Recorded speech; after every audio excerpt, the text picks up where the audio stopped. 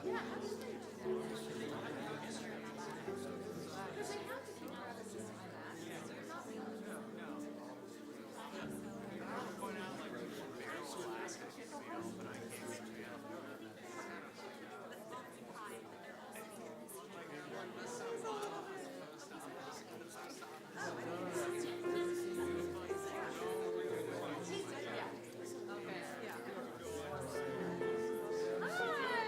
Yeah, it's called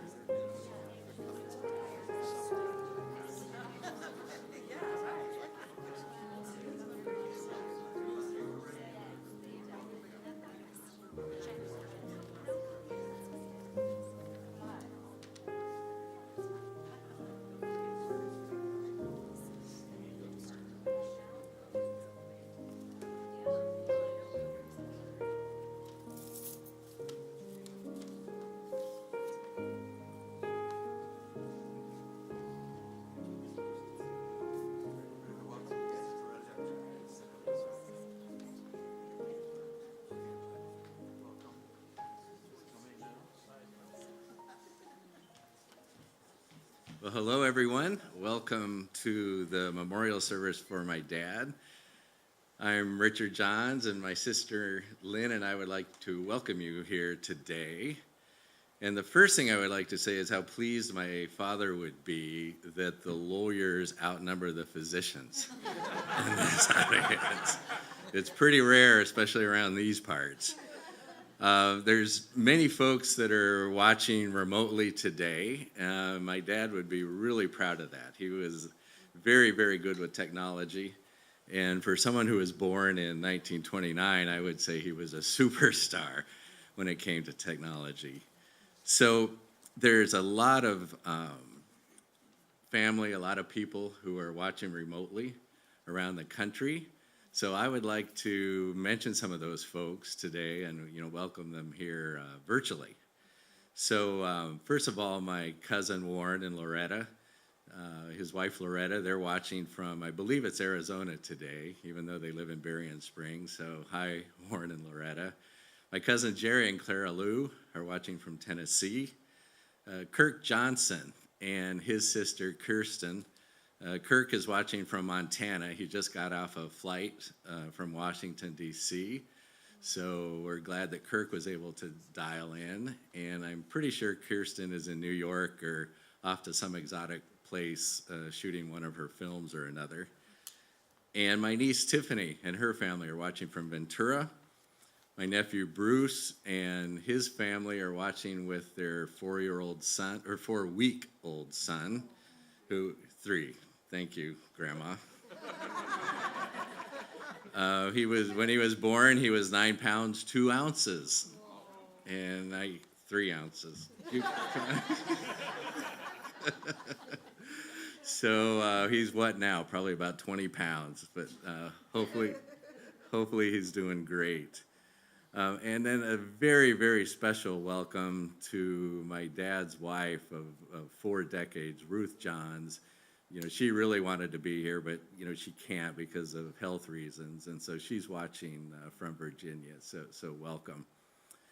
My dad always said, I want a pretty small service, just a couple family members, by the graveside. But during the last couple months of his life, there was just so much outpouring of love and appreciation. He called me, he told me a couple times, he said, hey, look, I gave you all these instructions about the ceremony, about the funeral. Don't pay any attention to that. You just do, what you guys think is right. And so we're trying to strike a balance today and keep it simple, keep it informal, but yet give people, here today, as well as the folks around the country, the opportunity to, pay their respects and, remember my dad, in a good way. So, here today, I'd just like to go through, some of the family members, who've been able to make it today as well. First of all, my wife, Christy, she's going to be on the program, and Logan and Ashley are with her, and my in-laws, Jean and John, came out today from Newport Beach. Thanks so much. My niece, Cassandra, and Eliza are here. And thanks so much to Eliza and Ashley for taking care of the programs and the guest book, too. That was really great. My kids, Chandler, and now Chandler Shaw and Jackson, they're down from Washington State for this event. And then also Chandler's in-laws, the Shaws, Neha and Kamal, thanks so much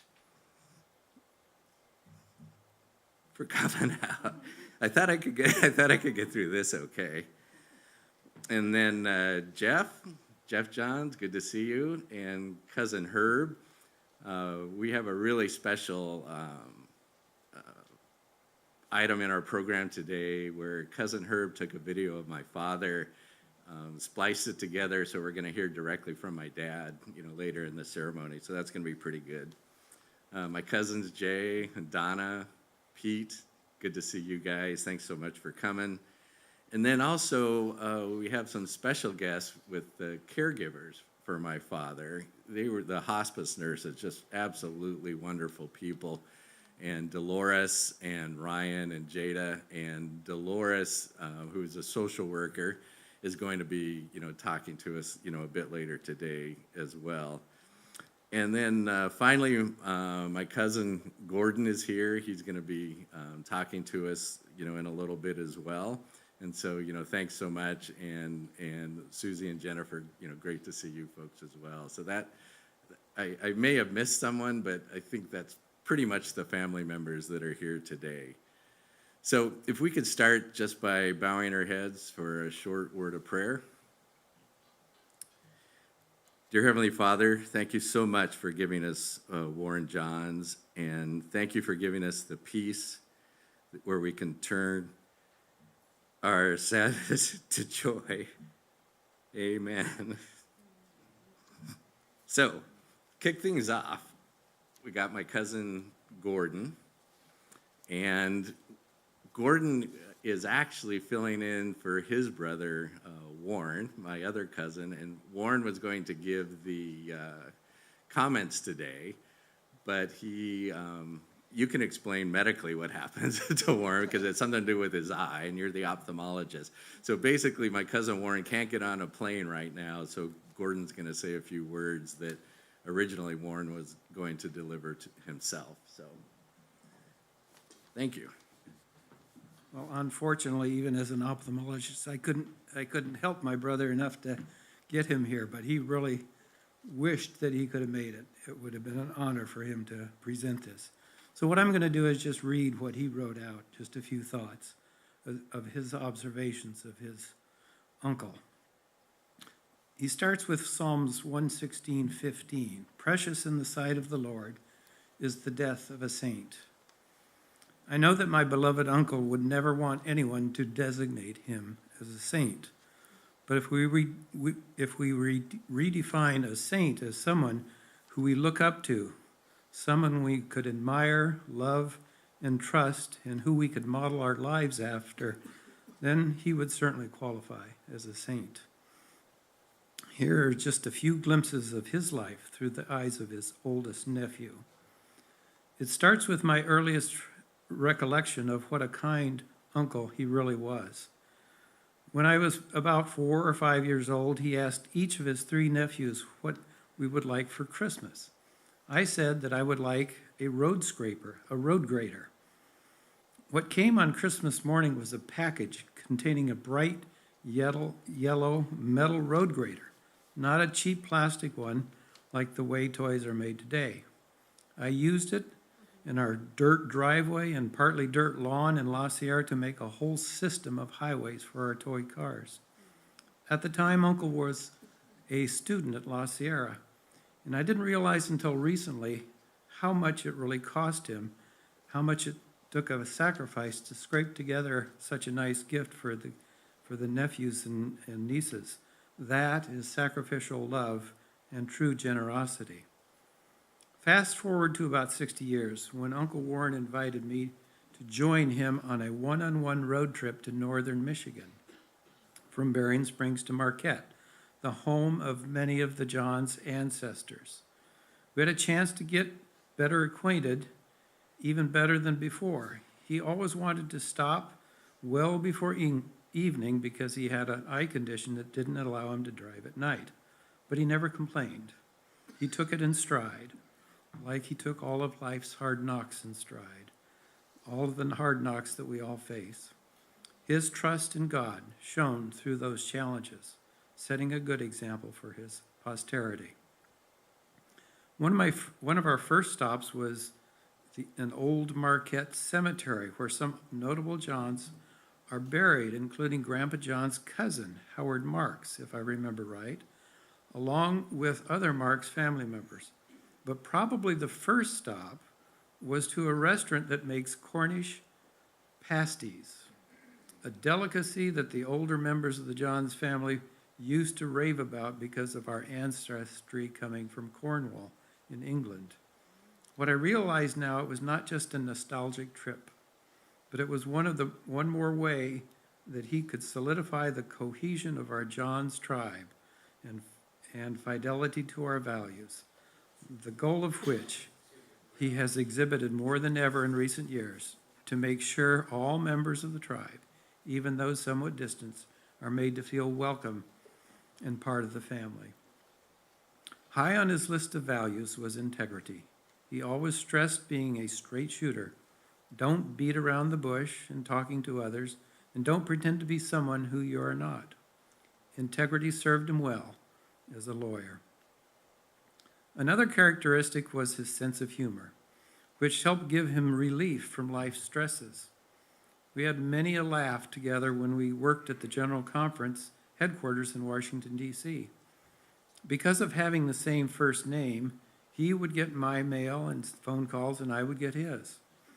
He worked at an office about 5 or 6 floors up in the General Conference North building. Once when he was on the elevator up to his office, one of the General Conference administrators, perhaps a vice president, joined him on the elevator and looked him from head to toe, up and down. And then after a pause, he finally broke the silence. "So you just ran a marathon?" Earlier that week, I was the Warren Johns that had run the Marine Corps Marathon, which had been announced to the General Conference staff. We laughed because he got credit for running the marathon. To help people keep us straight at the General Conference, we reinterpreted our middle names, our middle initial. L for Warren Leroy stood for legal or lawyer, and H for Warren Harvey stood for homiletical or heaven, not the other place, because I worked in the ministerial department. Well, I'm going to divert from my brother's comments here because I heard a different interpretation. I'll tell you what I heard about the clarification of their identities based on their middle initial. H, Harvey or H, and Leroy for L. I heard it was Warren Heaven and Warren L. But I never heard the origin of that distinction. Anyway, back to my brother's tribute. Well into retirement, he moved to Sun Lake's retirement community near Banning, making it possible for us to get together more often. Whenever we visited him and his housekeeper, who barely knew English, was there, frequently with a daughter, Uncle Warren would warmly introduce them to us, showing what a gracious person he was to everyone. He would treat them as the greatest people in the world. One last example shows how accepting and caring he was to others, especially in his older age. When he was perhaps in his mid-80s, he asked me if I would officiate at a memorial service for a very dear friend, someone named John. He was a retired attorney who had graduated with him from USC School of Law. John grew up as the son of an Adventist doctor in Africa, but he had resented his parents having to send him far away to middle school when he didn't know anybody there. He left Adventism eventually and lived a rather fast lifestyle, fast boats and fast cars and even fast planes. As John lay dying out in Palm Springs, Uncle would often visit him or call his wife to see how he was doing. When he passed away, the family could think of no one in their circle to officiate at the funeral, which was why Uncle asked me to do so. When I presented a few thoughts to the small, almost totally secular audience, I centered on a few gems from the book of Job. One gem was, "When he has tested me, I shall come forth as gold." But the best one is the lawyer's text. "For when I know that my Redeemer lives, he shall stand at last on the earth." The Hebrew word for redeemer is the closest word in the Old Testament to the words attorney or defender. We have several attorneys in our family, in the Johns tribe, who take seriously their calling to defend justice and just causes. Today in our Johns family, we even have one public defender whose mission it is to defend the defenseless. A good illustration of Job 19:25. Over many years, Uncle would say that there is nothing good in his life that would merit his salvation, but all the merit is in Christ, his Savior, my Redeemer. But Uncle would want us to read the next verse also. "And after my skin is destroyed, this I know, that in my flesh I shall see God. I can just hear Uncle repeat these words with special emphasis on, I know that I shall see God. Thus, he could rightly tell his loved ones at the very end of his life, as he probably told many of us, I will see you in the morning.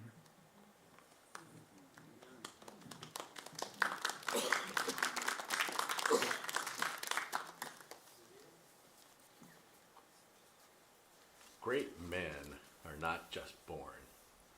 They are created over a lifetime. I was so blessed, so fortunate to have a great man as a father. Ornell Johns was born in Nevada, Iowa on June 9, 1929. When he was 5 years old, his family moved to Loma. My dad had two older brothers, Alger and Varner. Alger earned his PhD and spoke at least 5 languages, including Greek, Hebrew, and Aramaic. Alger wrote a textbook on the Aramaic language that is used today in universities around the world. My dad's brother Varner had his distinguished career as a cardiologist and was a chairman of internal medicine right here at Loma Linda University Medical Center. My grandfather, Varner J. Johns Sr., was pastor at this very church, what is now known as the Loma Linda University Church. Back then, in the 1930s, the services were held across the way in Burden Hall. Growing up in Loma Linda during the Great Depression, my father was both very poor and very rich. His wardrobe consisted of one pair of blue jeans, some old t-shirts, and whatever clothes his brothers passed down. The blue jeans were left long during the winter months and then cut off in the summer as the only pair of shorts that my dad had. After the Great Depression, you couldn't find my dad wearing blue jeans for many, many years. About being poor, my dad said that it didn't really matter. He said that we were all poor, but I had wonderful friends and we didn't even know that we were poor. Those early years were spent playing in the ubiquitous orange groves, trying to survive elementary school, and constantly swimming in the neighborhood pool, which was called the City Plunge. But of course, the boys and girls went swimming at separate times. My dad was a storyteller. If we had a couple of days or a couple of weeks, I would gladly pass them all on to you. I could recount many stories, such as the time that my dad and his buddies decided to dig a cave along the banks of San Timoteo Creek, just down the road. Not surprisingly, the engineering wasn't the greatest, and the cave soon collapsed on my dad. Only his legs were exposed, but thankfully for many of us, his life was saved by his best friend, Donald Shaw. When World War II broke out, all the professional football players were drafted and played football for the armed forces. My dad's favorite team were the March City Flyers. These professional quality football games were held in a stadium in San Bernardino. On game day, my dad would ride his bike over to the stadium, ditch his bike in the sagebrush, and stand near the entrance. Eventually and inevitably, some soldier would ask, "Hey kid, you want a ticket?" And my dad would find himself watching football alone in a sea of heavily drinking soldiers. It was here that my dad learned about salty language that was foreign to what he had ever heard before. My dad's biggest fear was that his dad, Elder Johns, might want to attend a game with him someday in this stadium of iniquity. Were that to have occurred, my dad's attendance of these football games would have come to a screeching halt. Well, Elder Johns never attended a football game, and my dad enjoyed professional level football throughout the war. After graduating from Loma Linda Academy, my father attended La Sierra College. He was a good student, but not great. He gladly ceded the role of being great students to his two older brothers, Alger and Varner. My dad had more important things to do than to get straight A's.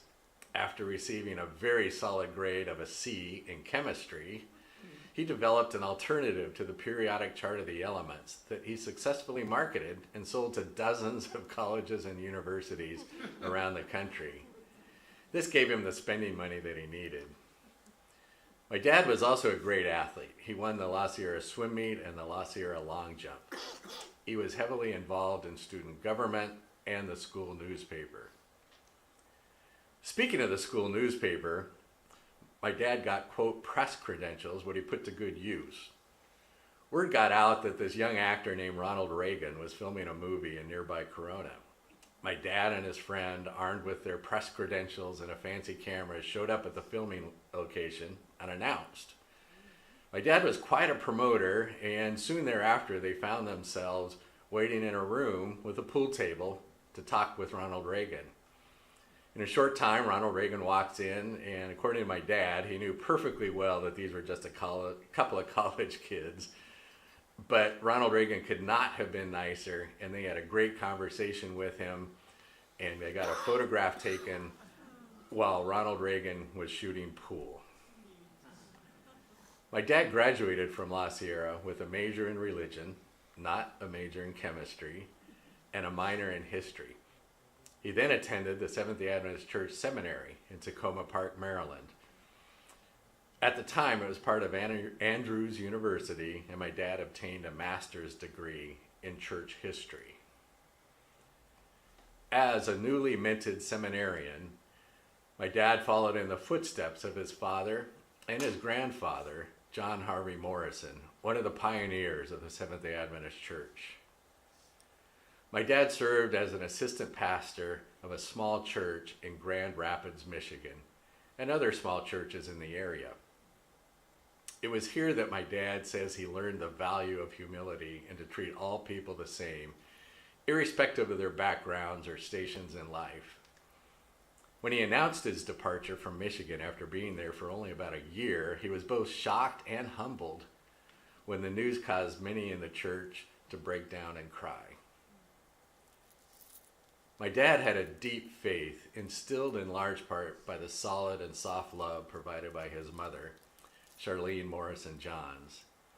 He was committed to serving the Seventh-day Adventist Church and was drawn to religious liberty by his uncle Alger Johns, whom we affectionately called Unc, not to be confused with his brother, Alger Johns.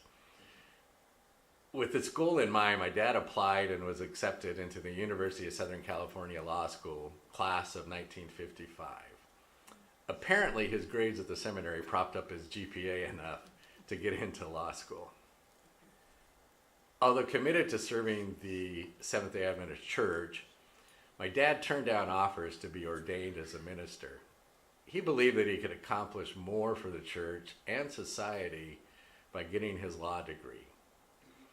He pursued this role in religious liberty with a vengeance, with public speaking and meeting many influencers of the day, including President Eisenhower. In the 1960s, my dad wrote a book called Dateline Sunday, which became a legal treatise in attacking the so-called Sunday laws. As a kid, Dateline Sunday was a two-edged sword. There was many a time that I wanted my dad to come out and play some baseball with me, but he was working on his manuscript. But this was more than made up by the family being able to go on trips with my dad for his speaking engagements. These trips included an exotic place or two, including Hawaii. I was 10 years old at the time, my sister Lynn was about 8, and we could recite by memory much of my dad's speech material, and we're delighted to give him our advice. Throughout his career, my dad turned down offers to join the Department of Justice. He turned down an offer of a judgeship in the Nixon administration. He was approached to be a local news anchor in Northern California and was several times offered partnerships in national law firms. His commitment to serving the church overshadowed all of these opportunities. In 1975, my dad received an invitation to become the general counsel of the Seventh-day Adventist Church, which at the time was headquartered in Washington, D.C. He came at the right time as the church was being faced with extraordinary legal and financial challenges for some of its enterprises. He remained in this role until his retirement in the 1980s. Discussing his myriad accomplishments would be too time-consuming, but he modernized the legal structure of the church and set the tone for decades to come. To say that my dad was a great father almost sounds trite. One needed to experience his persona, even for a short time, to understand how impactful he could be in any situation.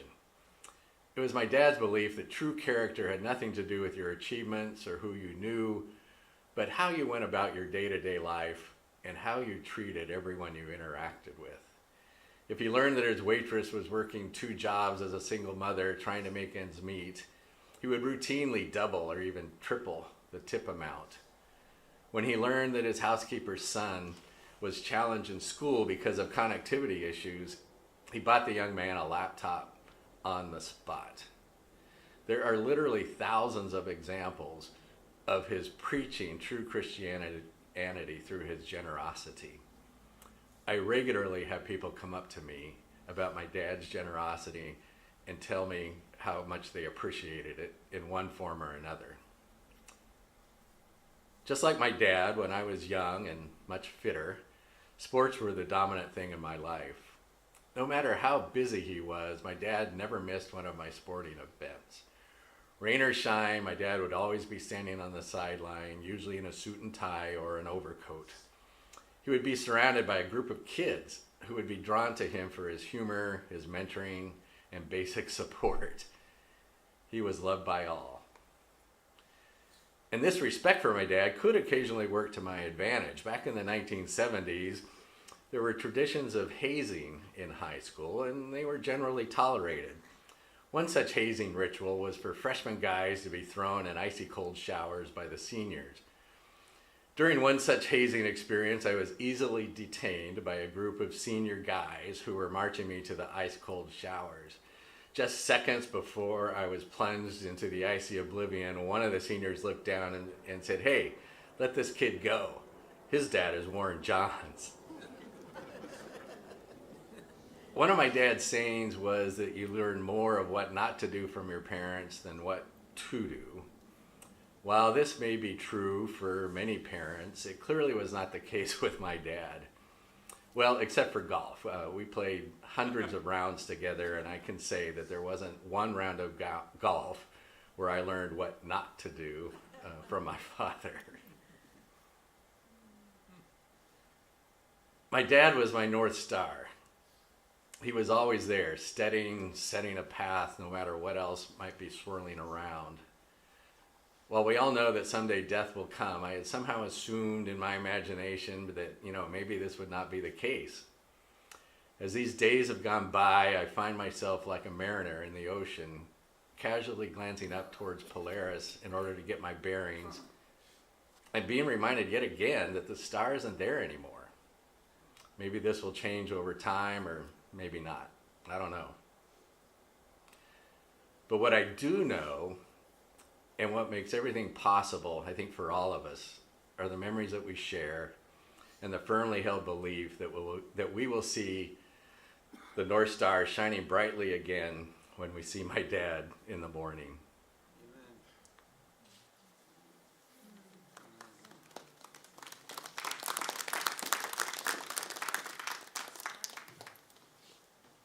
Happen often, but every once in a while I do something smart, and recording that was definitely the right thing to do. So I'd now like to introduce my daughter Chandler and her husband Rohan. She's been married for about a year, so for the first time ever I can introduce Chandler Johns Shaw.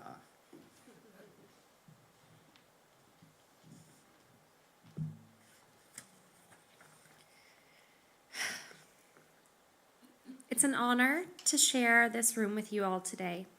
Thank you so much for being here. I am Chandler Johns, now Shaw, the fourth of Warren's 5 grandchildren. My brother Jackson and I were lucky to have had more than 30 years on God's earth with him. Papa also had the joy of welcoming 4 great-grandchildren during his lifetime. And just before his passing, he was able to share his blessing with my cousin Bruce and his wife Lindsay, who recently welcomed his 5th great-grandchild, Wyatt Wiles Pence, who joins Eliza, Tegan, and Tori, and Hazel.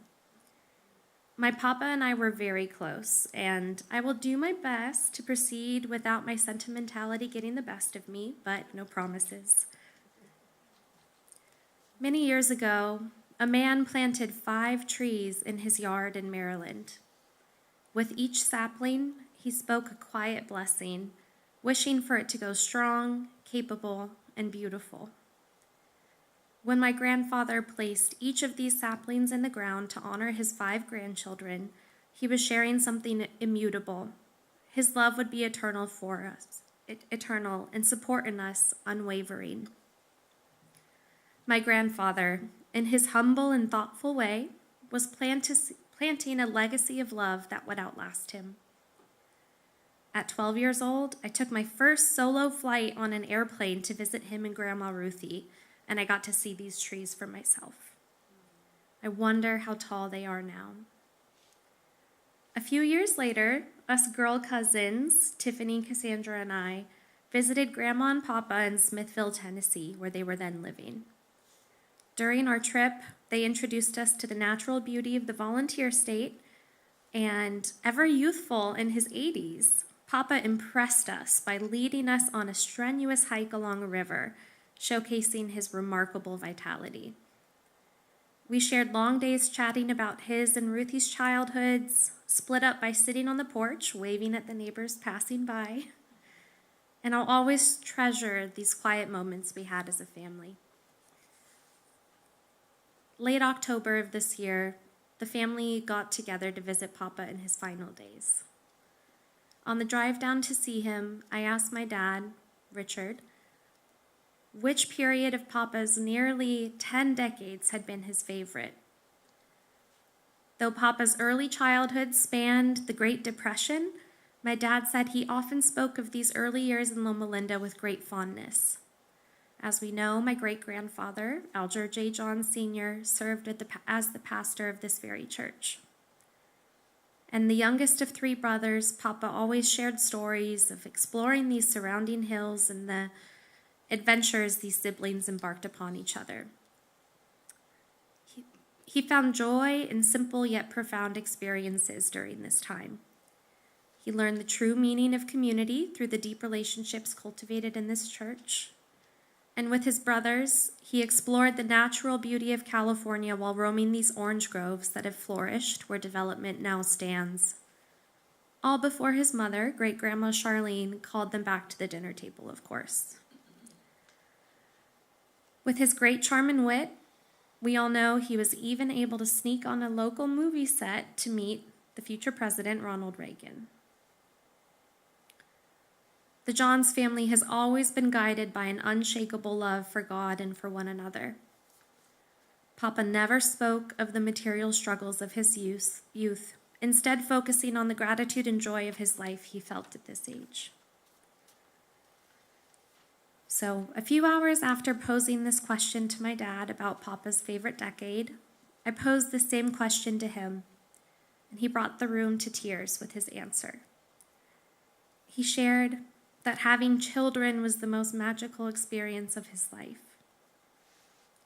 Raising my dad and my Auntie Lenny filled his heart with joy and deepened his understanding of the meaning of love.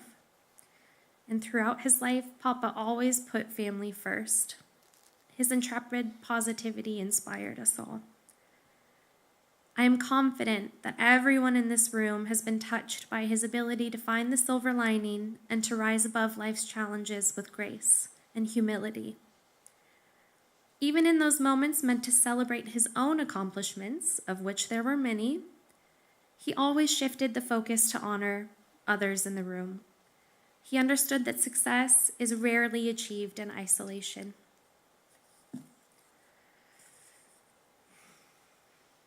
When we would visit just the 2 of us, we would often hold hands and express our love for each other.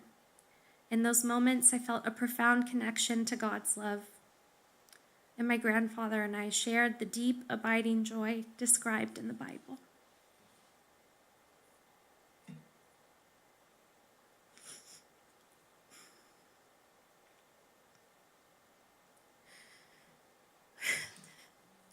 There are many things I wish I had told him. I'll get there. I wish I had shared that I finally got to see the Northern Lights, that my husband Rohan would take care of me always, and that 95 years would never be enough. But I did get to tell him that it has been my greatest honor in life to have been his granddaughter.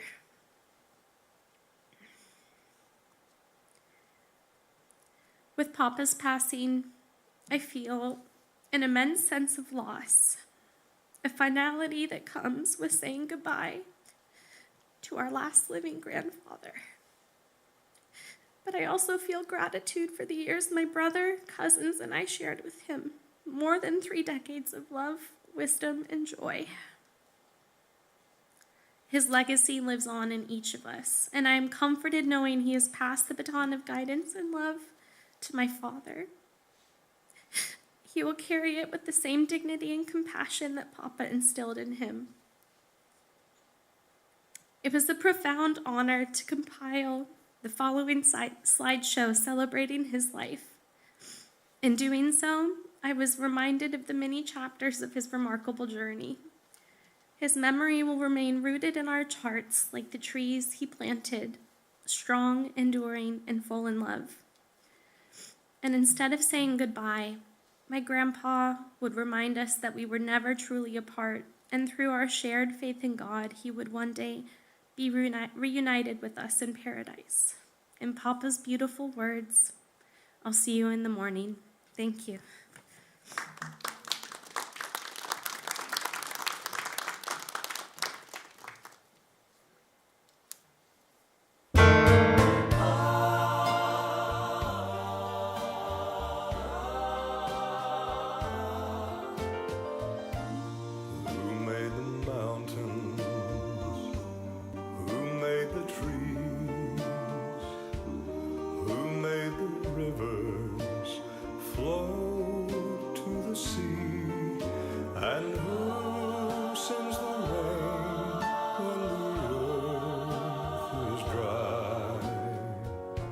Somebody bigger than you and I, who made the flowers to bloom in the spring, who made the song for the robins to sing, and who hung the moon and the stars in the sky. Somebody bigger than you and I. He lights the way when the road is long. He keeps you company, and with his love to guide you, he walks beside you. Just like he walks with me. When I am weary, filled with despair, who gives me courage to go on from there, and who gives me faith that will never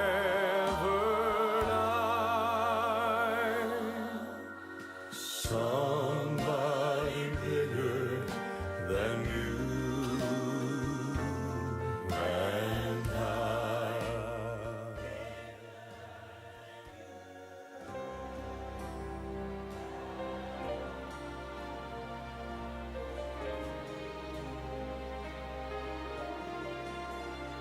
There is coming a day when no heartaches will come, no more clouds in the sky, no more tears to dim the eye. All is peace forevermore on that happy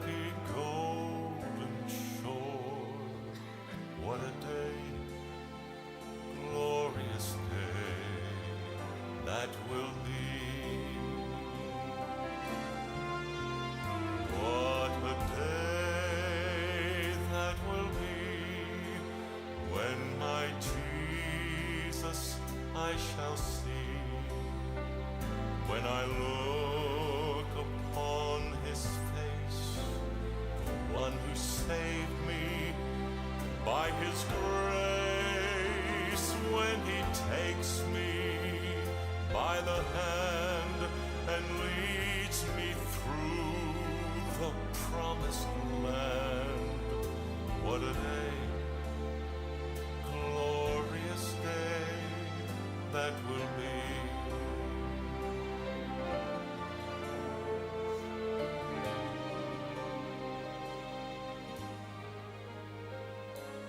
There'll be no sorrow there, no more burdens to bear, no more sickness, no more pain, no more parting over there, and forever I will be with the one who died for me.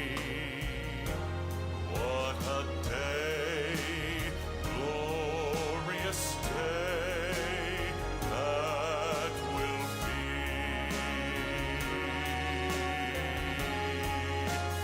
What a day that will be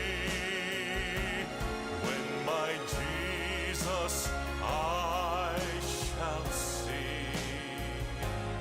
When I look upon his face, the one who saved me by his grace, when he takes me by my hand and leads me through that promised land. What a day! Oh, what a day!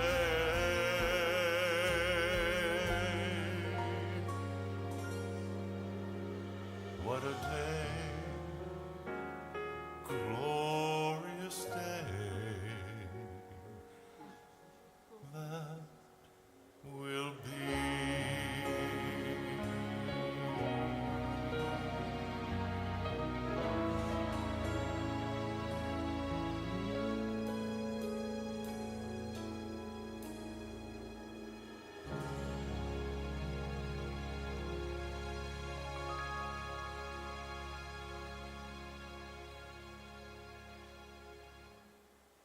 God be with you till we meet again.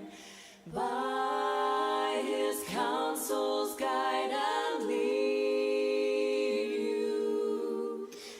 May his angels guard and keep you. God be with you till we meet again. Till we meet, till we meet, till we meet at Jesus' feet. Till we meet, till we meet. God be with you till we meet again. God be with you till we meet again.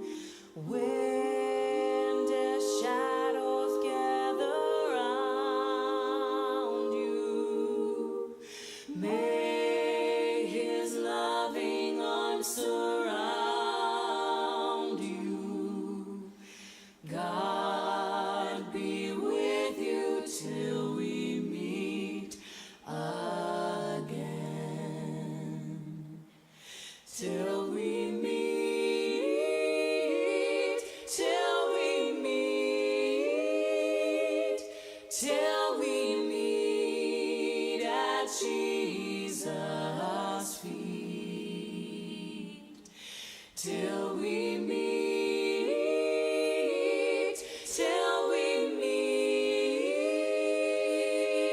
God be with you till we meet again. God be with you. God be with you till we meet again.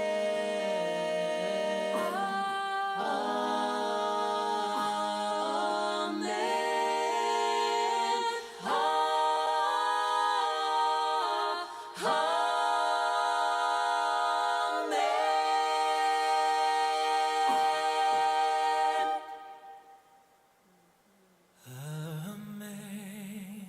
Amazing grace, how sweet the sound that saved a wretch like me. I once was lost, but now I'm found. Was blind, but now I see. 'Twas grace that taught my heart to fear, and grace my fears relieved. How precious did that grace appear the hour I first believed. Through many dangers, toils, and snares, I have already come. 'Tis grace hath brought me safe thus far, and grace will lead me home.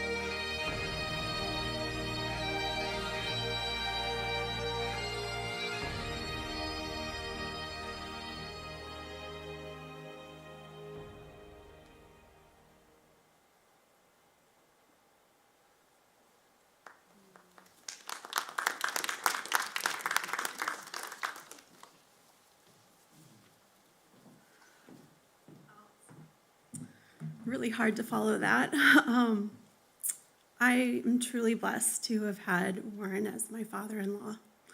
And Warren's love, it knew no bounds. He often reminded me of that he considered me and my children, Ashley and Logan, one of his own. To be able to give such unconditional love was a gift to all those dear to him. And Warren, he had a way of bringing comfort to those around him, whether it was a kind word, a smile, a warm embrace. He had a way of making others feel special. In his final days, Warren was at peace. He attributed that to his unwavering faith. He said that he'd had a wonderful life and was ready for the grand reunion. And I think that is the best that any of us can really hope for. Warren's legacy is not just in the memories that we share with him, but by striving to live by his example, living a life of love, laughter, humility, and integrity. I will be forever grateful for his love and his impact on my life. I wanted to wrap up with a quote. Some people come into our lives quickly and go. Some people move our souls to dance. They awaken us to new understandings with the passing whisper of their wisdom. Some people make the sky more beautiful to gaze upon. They stay in our lives for a while. They leave footprints on our hearts, and we are never the same. Thank you, Warren, for those footprints.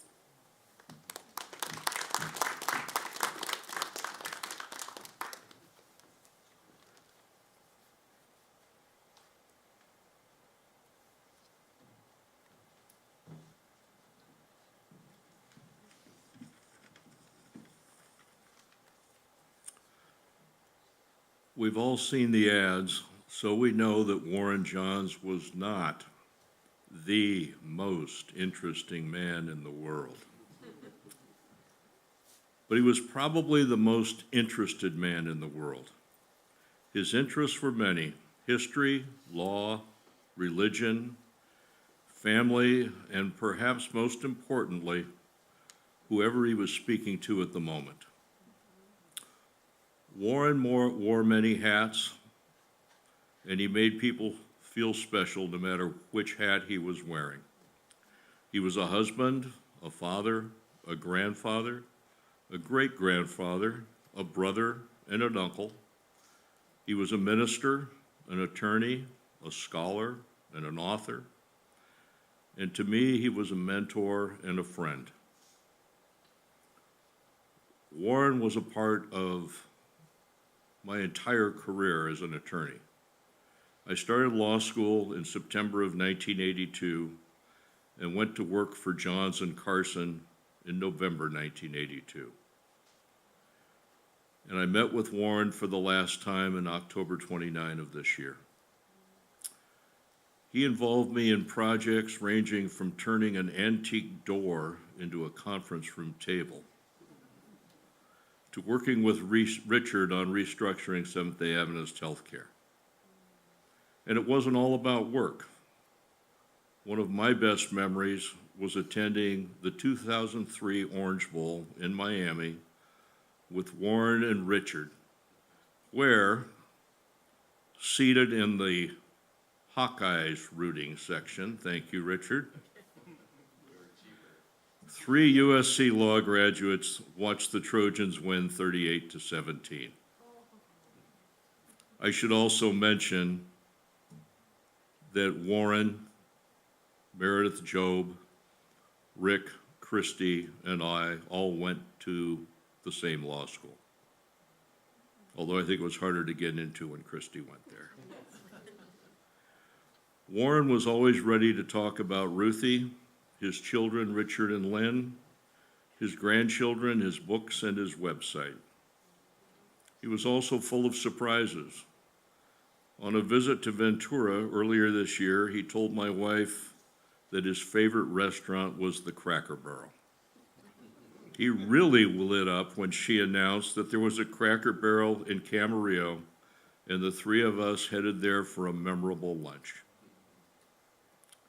I know that Warren is and will continue to be missed by many.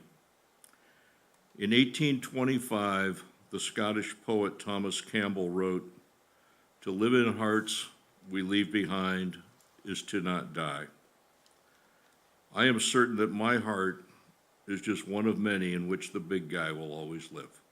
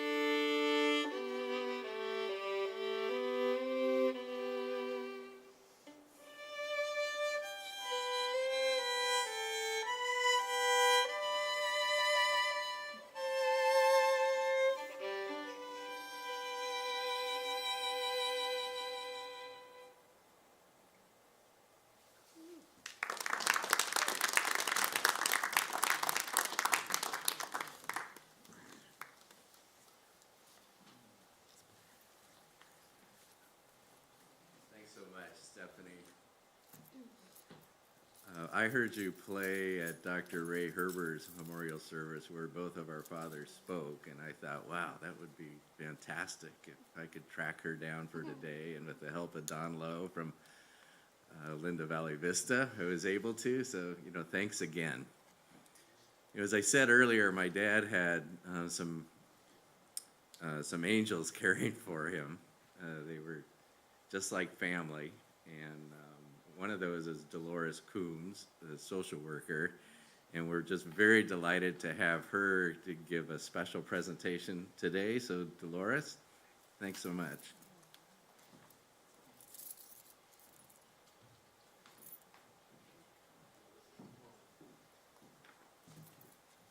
I noticed that Rick noted it on the program. He titled the piece, "A Remarkable Man."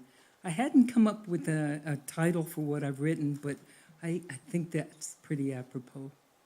And I'm Dolores Combs.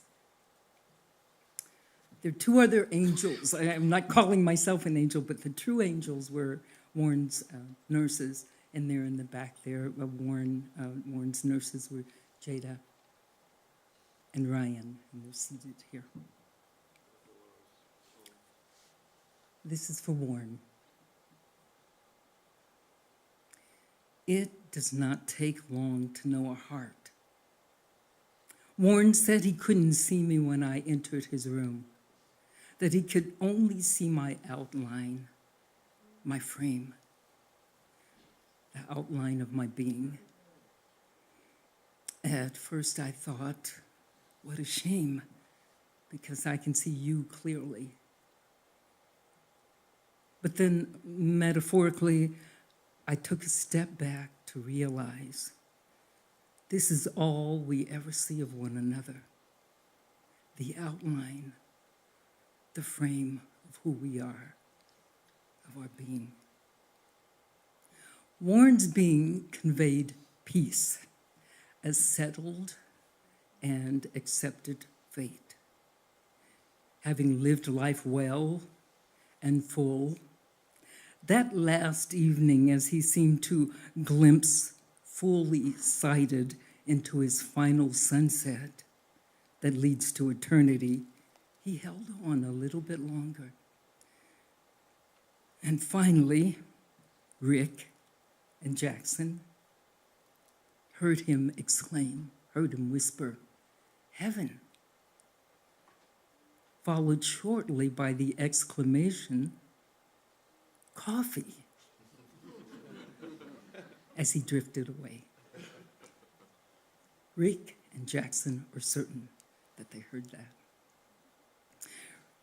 Recently, Rick told me about the weekend football games with his dad that included In-N-Out burgers, and during the games, lots of cheering and laughing. And how once when racing on a beach in Hawaii, he realized that his dad let him win the race. And he said, "Dad, why'd you let me win? You could have beat me easily." Well, Rick told me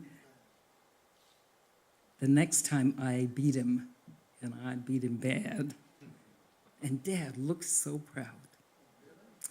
Rick went on to say, "Now I find myself in any situation I'm in, almost hearing his voice. And I ask myself, what would my dad say? Sometimes I just say things. It's like my dad's words are coming out of me." And then there's golf. That's another story. All those games, right? But Rick finally said, "I don't know what he did, but my dad's game started being just the same. It stayed the same. And I kept getting better." Dad's golf game, oh.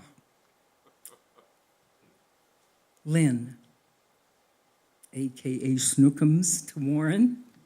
Lynn told me about the way her dad always went out of his way to spend time with her, despite his work that took him around the world. But she said that when he was with her, it was her time. He was a gentle man, Lynn said. and his friends called him a gentleman. You know, you don't let go, you release. And so, dear Warren, you're released, not from the hearts of those who loved you, but you're released to this universe to share your wisdom with other spirits who've passed on before you into that eternal mist. We imagine you now hobnobbing with the masters. The beauty of Rick's stories is that he had a dad who nurtured him, a dad who let him win, sometimes, and a dad he could always count on.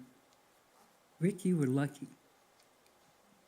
As were you, Lynn, because you knew his love for you both is limitless. A lifetime of memories you've shared today. Rhubarb pie, Warren's favorite that no one else could stomach. But perhaps soon we'll have a slice in his memory. Just a few weeks ago, another Johns was born, little Wyatt. And he will learn of you, dear Warren, from stories from others in the family imparted, and from the love you instilled in family, all of whom knew Warren and loved him. It would take forever to forget, so we don't forget ever. Thus you'll always be remembered. Dear Warren, we will never forget you. Warren. Thank you.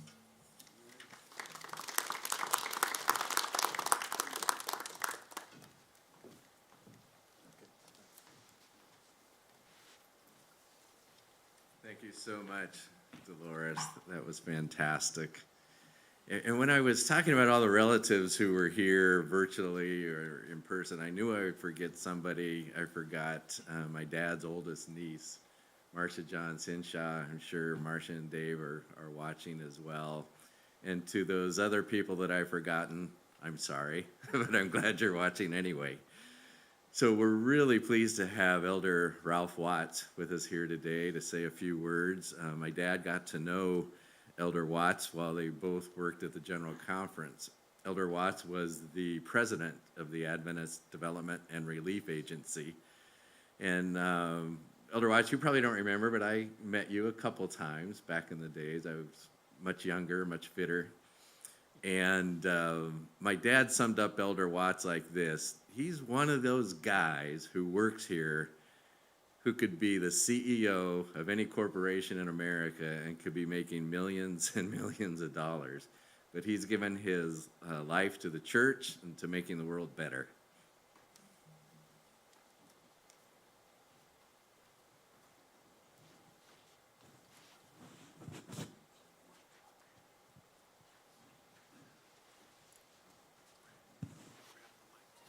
You'll excuse me for standing here below.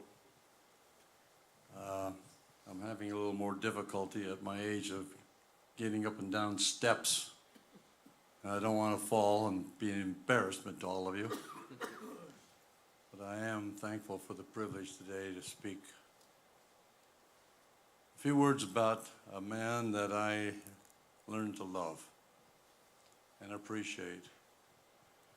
And you would expect me to read a passage of Scripture, being a minister, a passage that I think very well describes my friend Warren. A little unsteady on my feet here. The passages are found in the book of Revelation, the 13th chapter, and these are the words: "Blessed are the dead who die in the Lord from now on. Yes, says the Spirit, that they may rest from their labors, and their deeds do follow them." Is that an appropriate text for Warren? Absolutely. The man I knew was a man that separated us for about 20 or 25 years. I worked with him at the General Conference, and then he retired, and I retired, and I moved to Redlands, and I didn't know it, but he was at Sun Valley. Wow, what is it called? Sun Valley? Sun Lakes. I should know better. At any rate, we found each other and began to renew our acquaintances. But there was something that I knew about Warren that I needed to find more about, and that was his history. Family's history. It goes back. So I'm going to start with a story. This story begins in the late 1800s, no, 1700s actually. In the 80s, it was a winter morning. There were about 5 or 6 men gathered on a knoll, looking out at a site for what they believed could be a future college. It was cold, little flakes of snow. They're on this cornfield up on a hill looking out over the valley. They turned and talked to one another and said, "What do you think about this site?" "Yeah, not too bad. This looks pretty nice. It's a beautiful site." One of the men just took off about 40 or 50 paces, and he dug his heel in the corner of the cornstalk of that cornfield, and he said, "You know, this is where the southwest corner of the administration building should be, right at this site." Well, what did he know about the location of the administration building? The other men that were talking together were church administrators. One man happened to be the president of the Iowa Conference, and they wanted a school there. The other man was a very young man, a young administrator. He was the president of the Nebraska Conference. He said, "No, this is where the school should be located." So they had a discussion. The man from Iowa was his grandfather, Morrison. Elder Morrison, president of the Iowa Conference, older man, probably in his early 50s. My grandfather at the time was in his early 30s. So my grandfather, maternal grandfather, was a man by the name of Lewis Hoops.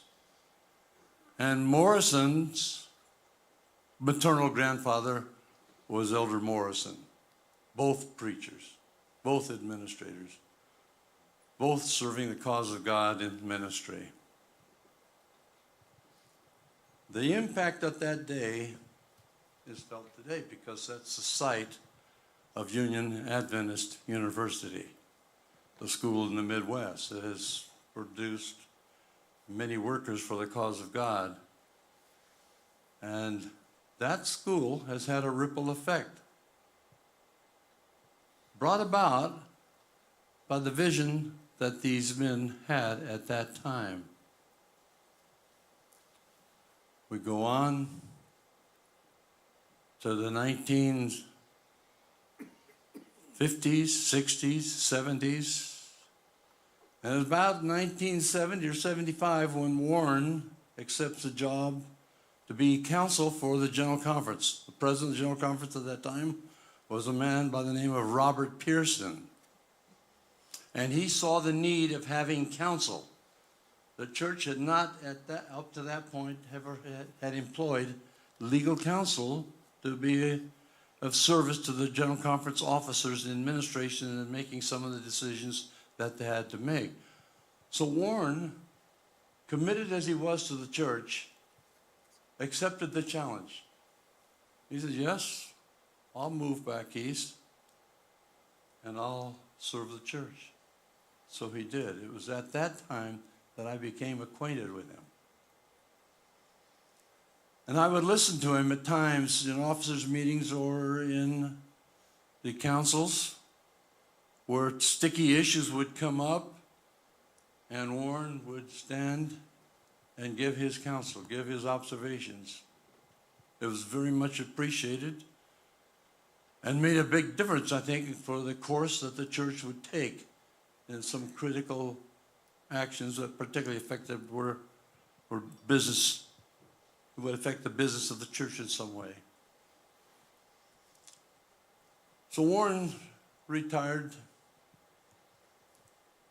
and then finally moved out here to Sun Lakes. My wife and I retired and moved to Redlands. I learned that Warren was in Sun Lakes, so we got acquainted. That was the beginning, the budding of a special relationship that meant so much to me in my retirement years. We both had many interests in alike. We were both involved in sports and athletics while we were in college. We both played football. We both were quarterbacks. We both were involved with student body affairs, class president, student body. Our similarities were very, very similar, and it was so interesting to have these visits together. And so I would make a date with Warren. I'd say, hey, let's get together and have a brunch. Oh, man, I'd love that.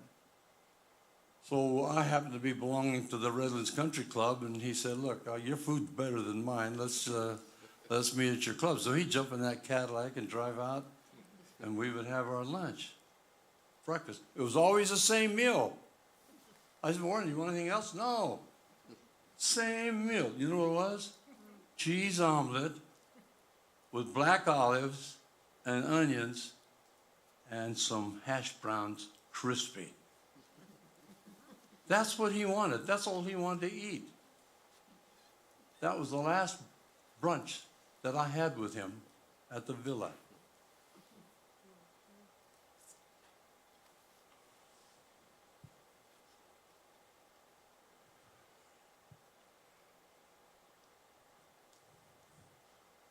It was hard for me to watch him decline in his health. I could see it. I could feel it.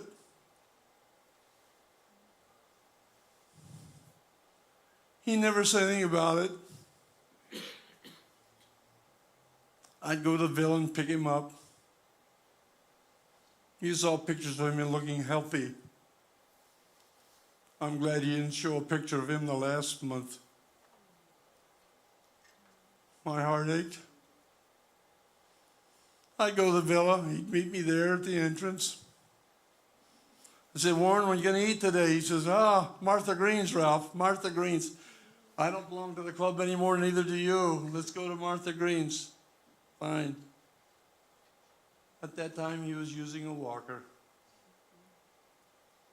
I'd take the walker, we'd go to, when we got to the car, and I'd pull it up and put it in the back seat. Warren get up front, and I said, okay, we're on our way.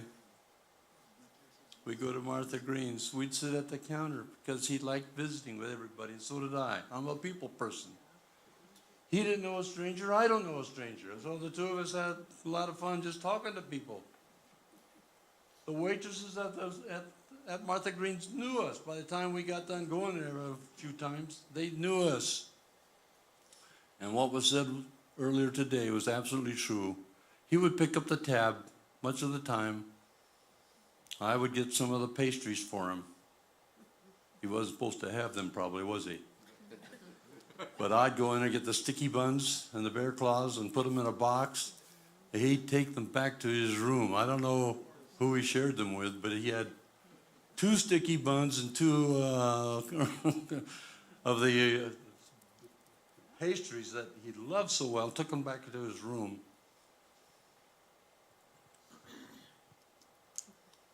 But to see this brilliant man facing the hardships that he had to face with his eyesight the way it was, and the brilliance that he had, and the commitment that he had to the church and to the mission that he felt was so important. I'd say, Warren, man, I said, lesser men would give up. you just keep at it. He said, God's given me the gift and the burden to do it. I'm going to do it. So he kept working on this item, working on this. At one time, I don't know if you ever knew this, Rick, but he wanted my son and you to team up with a television program that he was going to produce. Not too late. Didn't work.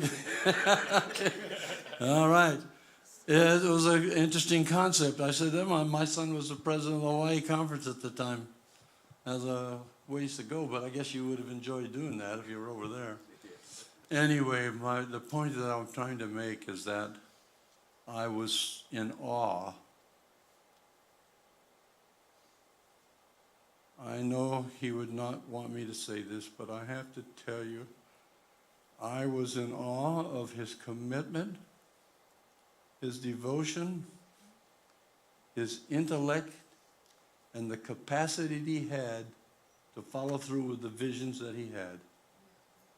Unbelievable that a man at 90 could turn out the kind of materials that he did. It was just unbelievable. That's my friend Warren. He was like a brother to me. He was like an older brother. He was a good man. He loved the Lord with all of his heart. We would have prayer together.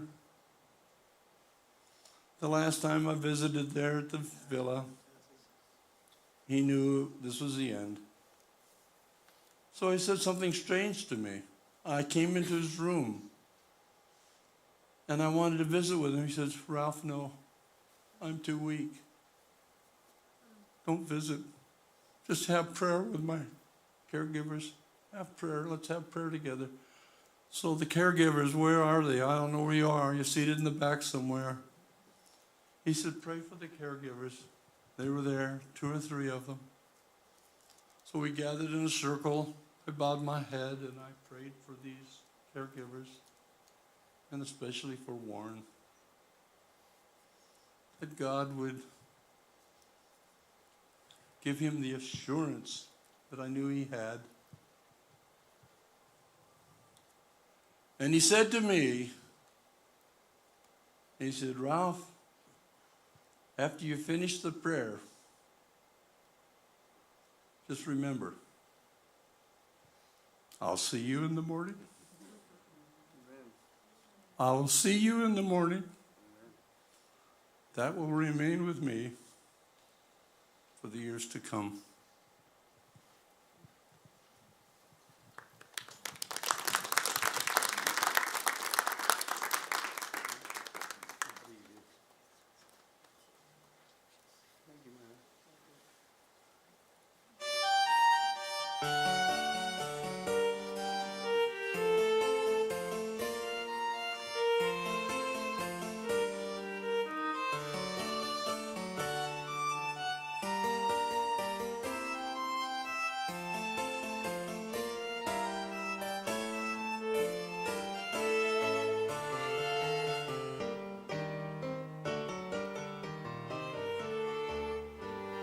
At the age of 85,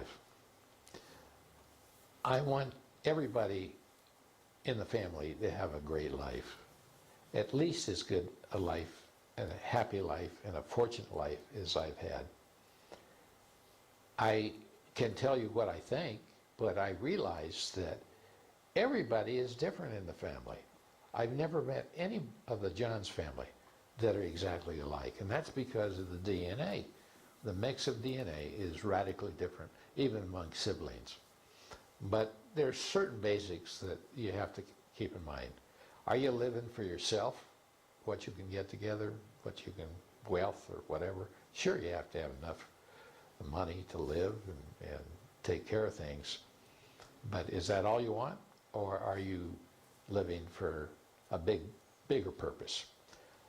In my last few years, since retirement, I've had the pleasure of studying creation issue.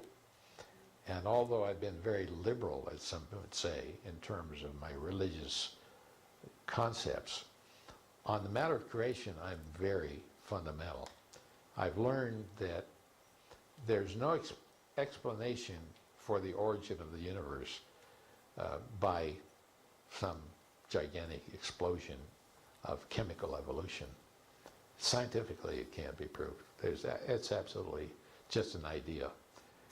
And similarly, there's been efforts in laboratories to create the simplest living cell that's been total failure. There's something bigger than us, and I see it as God. I don't see it as all that sectarian. After all, there was no Seventh-day Adventist Church before 1861, so I can't say the Seventh-day Adventist Church has all the answers. I can't say the Catholic Church has all the answers. But I can say this, that if you're active in a faith-centered organization, you will look beyond yourself to serving the community and other people less advantaged than you. And I think that's the biggest reward available. I wish I could say I'd done that all my life. I wish I had done it all my life. A lot of my life was centered on myself and trying to get ahead economically and so forth. And that's when I made some of my biggest mistakes. The other thing I'd say, look at your family and think of your responsibility to your family, to honor your father and your mother, take care of your kids, respect your spouse. If you get married, if you don't get married, fine, that's okay. That's up to you. We're all different. Our situations are different. But number one, the bottom line is live your life for the big purpose. And like Rick Warren, the Saddleback pastor of a big giant church down in Orange County, not a Seventh-day Adventist, he wrote the book, The Purpose-Driven Life. And he took the position in that book that every human being has a purpose. And I believe that. Find your purpose, focus on it, achieve it, not for what you can achieve, not for fame, not for money, not for glory, but for what it does to you. And I've had those things happen to me that reminds me to keep my eye on the big purpose.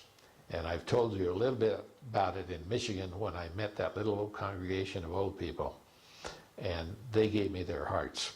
Well, you give your heart to things good. We live in a world, I call it cultural collapse. I think it's a tragic thing, and I'm not going to focus on all the negative things in the world. You know them better than I. But to have people chopping off heads of people, total evil. And in my lifetime, we've had concentration camps where millions of people were destroyed, human lives, for no reason. Their evil is everywhere. And keep your faith, keep focus on the big picture, and you're going to be okay. That's my advice. It's just simple.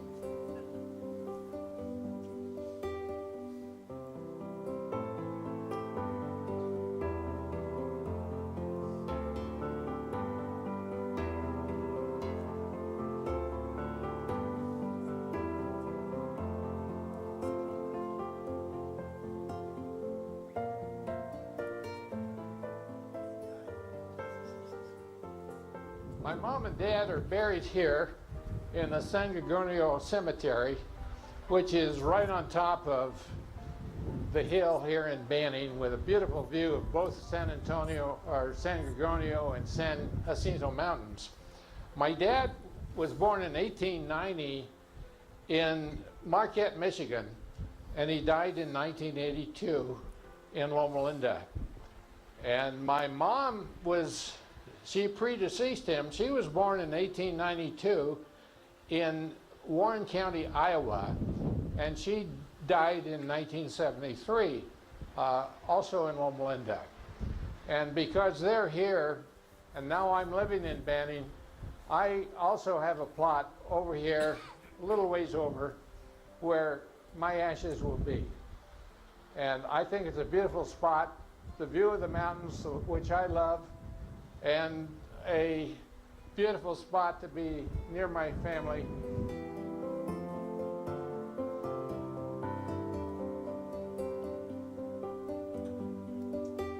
One last thing is, nobody lives forever on earth. And my advice to the family relates to a promise I made to my mother that she didn't ask me to give. But when she was dying, I saw her 2 days before she passed away. And I was crying, and she was crying. And I said, Mom, I want to promise you I'll see you again. That is my last piece of advice. I want to see everybody in the Johns family again.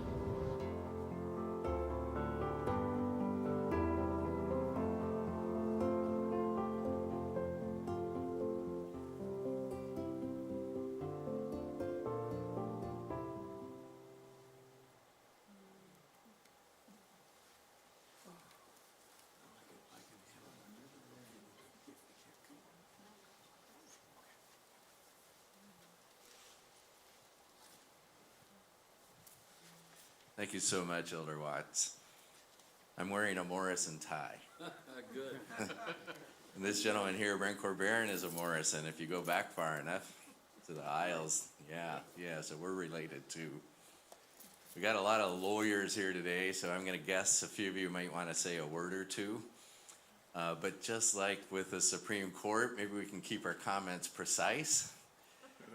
There are a lot of lawyers here, but we also only have one judge. So I think we should let him, at least to my knowledge, we only have one judge, is Terry Bork. So Terry, we talked earlier, and if you would like to start things off by saying just a few words, that would be fantastic. Sure. Thanks. Thank you. And those are lovely comments that all of you have given. I just really enjoyed and appreciated and respect those. There's an injunction found in the Bible directed toward those to whom much is given. It's found in Matthew 8, and it says, "Freely ye have received, freely give." I was a law student in the early 1980s at Pepperdine University School of Law.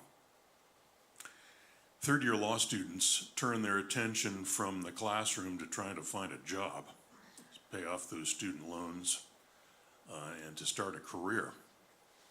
And when my time came, I wasn't sure exactly what to do to find a job. I mean, I had my shiny degree from Pacific Union College, and there weren't many lawyers there, I'll tell you, and not many Adventist law students either. And so there wasn't really a track that you take. If you were, for example, a teacher or a physician or a dentist or a nurse, well, you'd kind of know where to go to get the jobs and how to do it, but not so much as if you were an Adventist law student. So I was talking to my parents about it one day, and Dad said, he says, "Well, you know, I went to the seminary with this fellow who got a perfectly good job as a minister, and then he went off and went to law school." I said, "Well, who's that, Dad?" And he said, "Well, his name is Johns, Warren Johns." He said, maybe he can give you some advice. So I looked him up, and sure enough, he still was a lawyer. In fact, he was the head lawyer of the Seventh Adventist Church, the general counsel, essentially the church's lawyer. So I wrote him a letter and said, any thoughts on how to get that first job out of law school? He invited me to meet, and we met and talked about it. And he said, "Well, sorry, give me the 3 or 4 law firms or group of law firms you might be considering," and I did. And he says, "Well, there's a few others that you might try as well. Why don't you let me write some letters, and we'll see what happens." Well, that was music to my ears, of course, and so he did. And no sooner had the letters gone out than the offers started coming in for interviews from these law firms that Warren had written to. So I went on and did interviews at these firms, and one of them offered me a job.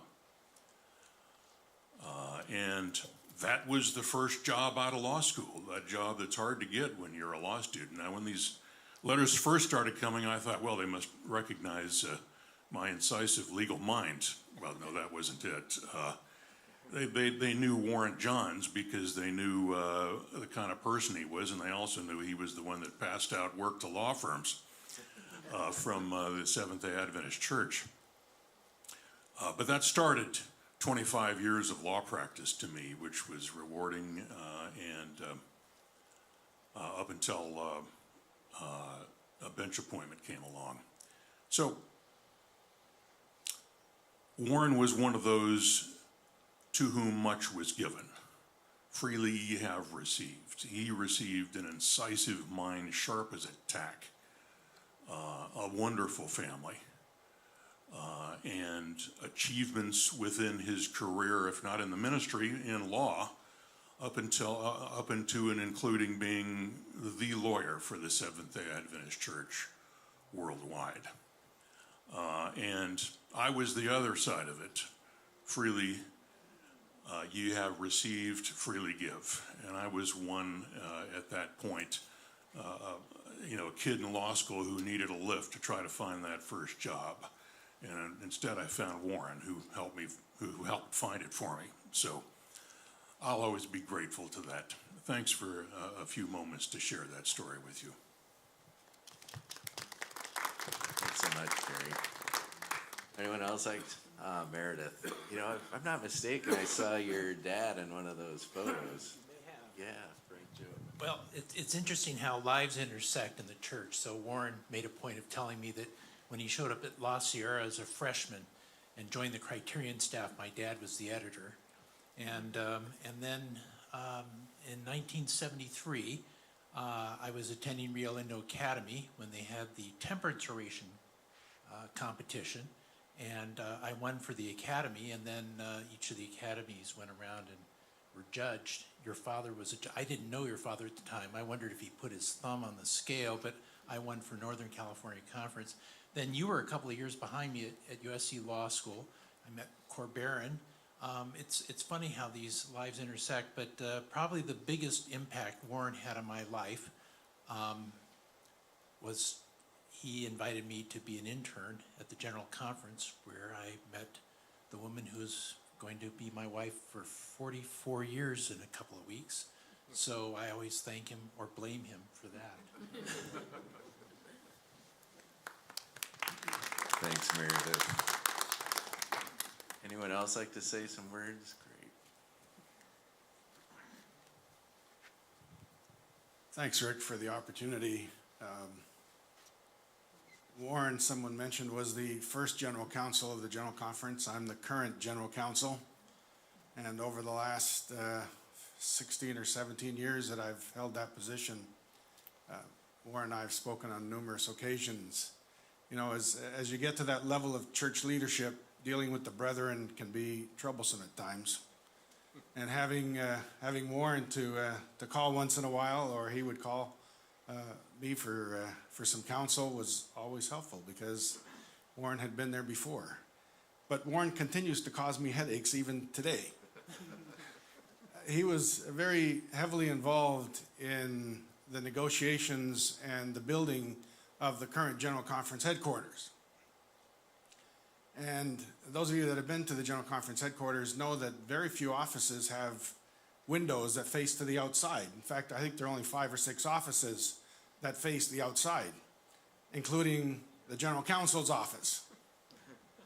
And many times people will come to my office and they will look out my window, and you know, the jealousy that builds up, and they start to question, how is it that the General Counsel has an office with a window, and other than the president and the treasurer, no one else seems to have an office with a window? So Warren's legacy of being able to negotiate well for the office of General Counsel has continued to play on my responsibilities. But I've always looked up to Warren, even in my early years of law practice, as we worked together. His retirement celebration in Washington, when he stepped down, we all got together.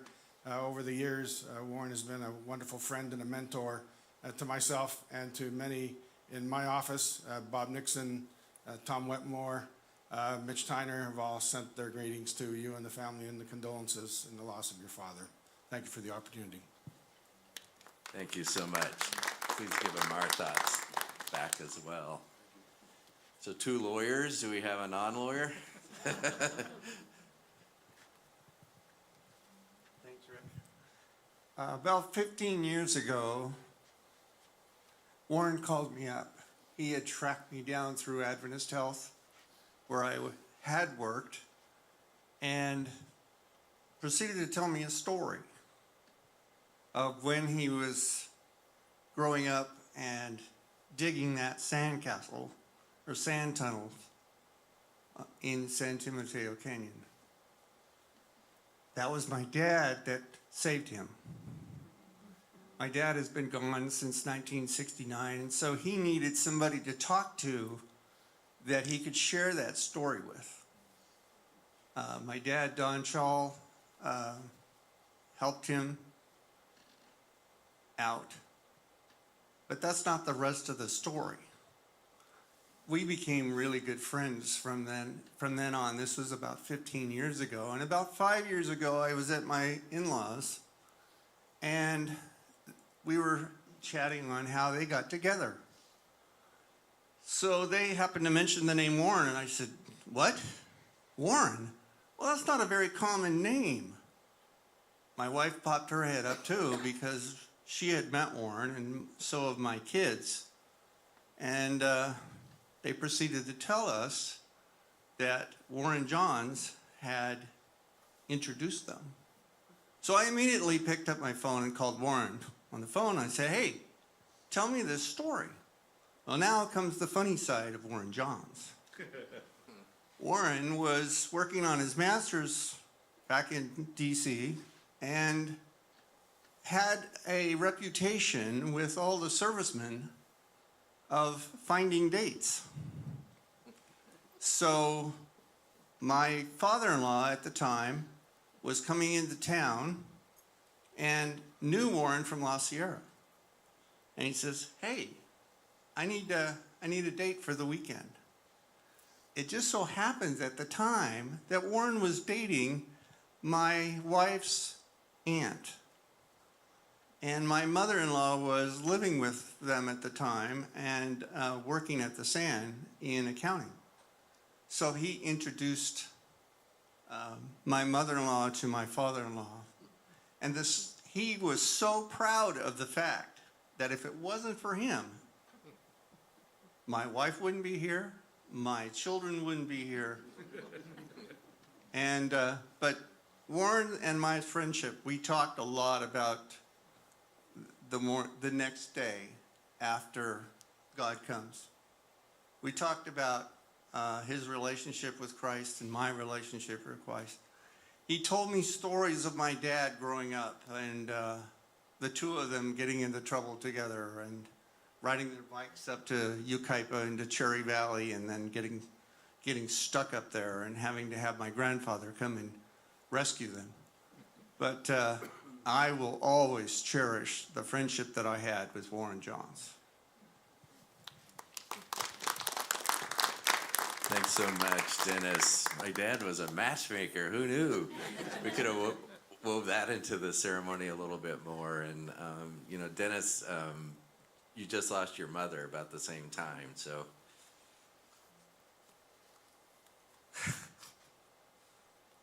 We're all going through this stuff.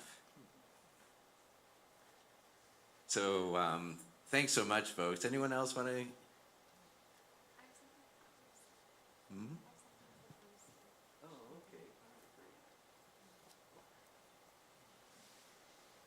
Don Lowe. Hi, my name is Don Lowe. I work at Linda Valley Villa for 12 years now, and I have a connection with Rick here from our days at PUC. And a while back this year, when we had Warren Johns move in, I was there, and I always, part of what I do at the villa is to welcome new residents, and so it was a joy to get to know your dad, and I spent quite a bit of time with him, and I helped him get to a lot of his medical appointments, and and we talked quite a bit. And he's very generous. And he said, you know, I'm not a millionaire, but I'm well taken care of, he said. And so I arranged to have this young girl from the Philippines come and do a concert at Linda Valley Villa. She just happened to be visiting. She's 13 years old, and she came and did a concert. And Warren really was touched by her singing, and he wanted to give a nice donation to support her ministry. And so, and he had aspirations on having her be on his website, and so I found the YouTube with her singing, and I believe that was put on your dad's website. He showed me his website, and he gave me a couple of his books, by the way. And you know, he had aspirations of, you know, he enjoyed my harmonica playing and Peter Schwelt's playing, and so he wanted us to go into LLBN and do some music together, and he was going to underwrite that, but he had visions in his mind. But so a few of us got together at the villa, and we decided to go to his apartment to sing. And Joan Pender was there, and Marvin, and I think Gene, you were there too. And so we sang some hymns for him. He loves music. And he told me, he says, you know, I really love music, but, you know, I can't get up anymore. He says, but my faith is absolute. He said that several times, that his faith was absolute. And he says, we'll see you in the morning. Thanks so much, Don. One of the things I remember about you is you gave me dozens and dozens of parking tickets at PUC. I deserved every one, so you're forgiven. And fortunately, Lynn's friend Valerie Mercurio worked in security, so we could usually negotiate some type of disposition. And so now this is someone I consider my older brother, my cousin Jay.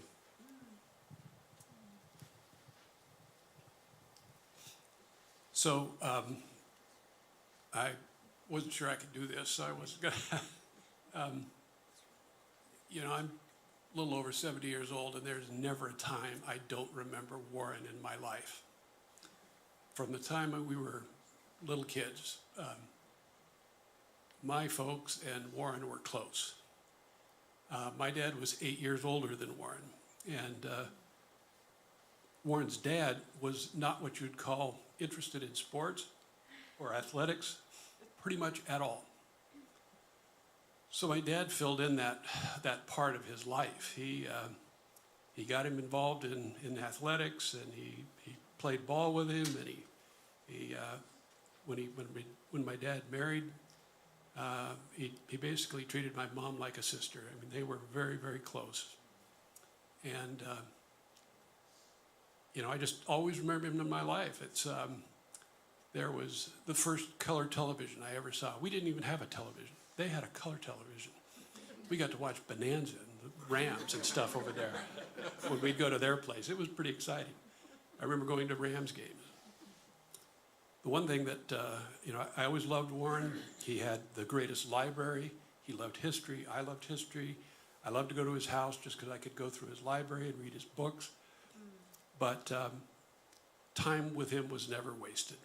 And I will, you know, there are a few moments that were particularly important. One, he's just the most positive person I ever remember.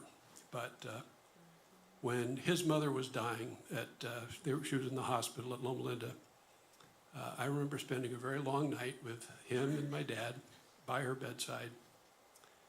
And I can't remember all the conversation, but it was deep.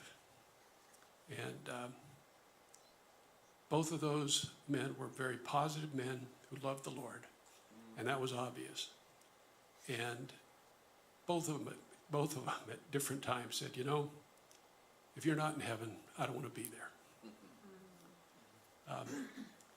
The one dirty trick, however, that Warren played on me was whenever I would see him, he always had such a great life. And I watched my dad work like a dog. You know, he'd work all day long, and then he'd come home and have dinner, and then he'd go back to put patients to bed and tuck them in and make sure everything was well. So he worked very, very hard. And whenever I saw Warren, he was never working. And I thought, you know, I don't want my dad's job. I want his job. But what I didn't realize is I always saw him when he was on vacation. It wasn't until later that, you know, this law thing is actually a lot of hard work too. But he was a huge influence on my life, one of the greatest people I've known, and I'm going to miss him a lot, and I look forward to seeing him in the morning. Thank you, Jay. My nephew, Bruce, has sent a message to Chandler during the ceremony, so Chandler's going to read the message from Bruce, and then we'll have our benediction. And in case you didn't know, Bruce had the honor of being the third generation attorney in the family. So he definitely, Papa had a shining to that. So Bruce would like me to share that Grandpa had an impact on many people's lives, but to me, he was Grandpa Warren. He was loving and kind and a role model for each of us, but he was also a lot of fun. I wish we had more time to talk and adventure together. There was so much I still want to tell him and so much left to do together. I wish he could have met my son Wyatt. He would have loved him. We all have had so much fun together, and let's keep that love going. Love you, Grandpa. Thank you, Bruce. So afterwards, if you folks have time, we have a very simple reception next door. And for the benediction, I'd like to introduce Dr. Wes Keim, long standing friend of my father, who's not only a wonderful physician, but a wonderful artist. If you walk around town, you see much of his artwork of the past presidents of the medical school and those types of things. So Dr. Keim, thank you so much for leading us in the benediction. I think you said it all. I would believe it, and my daughter had said it all too.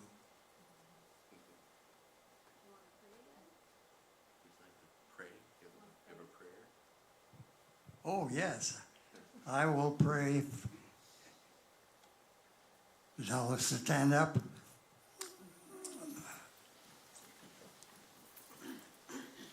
Dear Heavenly Father, as Sonia's and his very fresh friends, I want to thank you for so many different blessings and so many blessings. And the blessing is knowing Warren, or for Jesus' sake, amen. Thank you so much, everyone.